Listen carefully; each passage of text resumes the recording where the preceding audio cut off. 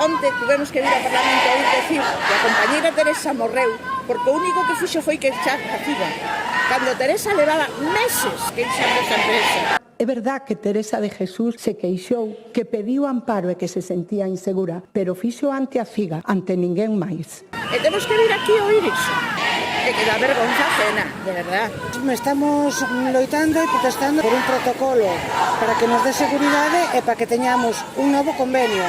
Non temos medios, non temos persoal, os usuarios e as usuarias están indo ás residencias a morrer mal atendidos. E non pode ser. Nin se coida as coidadoras, nin se coida o persoal que está ali.